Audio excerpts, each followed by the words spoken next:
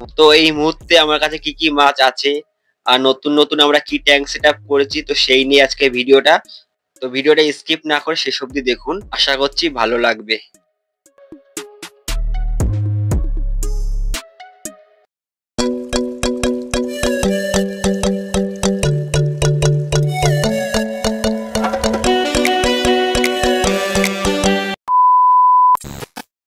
Hi friend, চলে এসেছি নতুন একটি ভিডিও নিয়ে। তো ভিডিওটা ভালো লাগলে চ্যানেলে সাবস্ক্রাইব করে লাইক করতে ভুলবেন না। তো আজকে আমার ফিশ রুমের আপডেট দেবো আপনাদেরকে। চলুন শুরু করা যাক। তো ফার্স্টে শুরু করছি আমার চিকলেট ফিশ ট্যাঙ্ক থেকে। তো এখানে এক পিস চিকলেট ফিশ আছে আর একটা ক্রোকোডাইল রয়েছে। দেখতে পাচ্ছেন ভালো বড় সাইজের ক্রোকোডাইল রয়েছে। আর এই দেখুন চিকলেট ফিশ ক্রোকোডাইলকে ধারা করেছে। তো এই ধরনের চিকলেট ফিশ আমার কাছে পাওয়া যায়, যদি কারোর লাগে অর্ডার দিতে পারেন। আর এখানে সেলের মাছ রয়েছে গাপ্পি ফিশ, এগুলো সব বাটারফ্লাই গাপ্পি, এগুলো সব সেলের জন্য আছে, যদি কারোর লাগে কন্ট্যাক্ট করতে পারেন। আর এখানে আছে ব্ল্যাক মস্কো, নিচে হোয়াটসঅ্যাপের নাম্বার দিয়ে আছে, যদি কারোর এইসব মাছ লেগে থাকে আমার সাথে কন্ট্যাক্ট করতে পারেন। তো এইসব মাছ সেলের জন্য রয়েছে।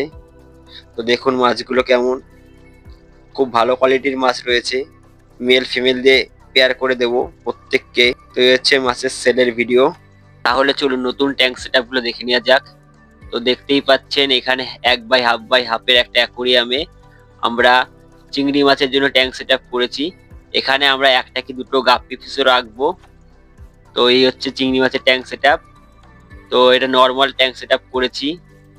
তো কেমন লাগছে দেখুন, দুখানা দু সাইডে রক দিয়েছি, আদার্স কিছু দিইনি। একটা লাইভ প্ল্যান্ট দিয়েছি, দেখতেই পাচ্ছেন। এবার সেকেন্ডে আছে কাঁকড়ার জন্য ট্যাঙ্ক করেছি। এখানে আমরা লাল কাঁকড়া রেখার প্ল্যান করেছি। তো দেখতেই পাচ্ছেন জলের মাত্রাটা কতটা দিয়েছি। আপনারা এরকম জলের মাত্রা দিয়ে ট্যাঙ্ক সেট আপ করবেন।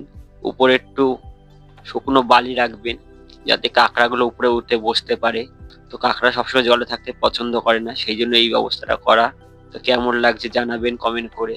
তো আপনারা এরকম কাঁকড়ার জন্য ট্যাঙ্ক সেট আপ বাড়িতে করতে পারেন, খুবই কম খরচা। তো 3 নম্বরে রয়েছে আমাদের বেটা ফিশ ট্যাঙ্ক।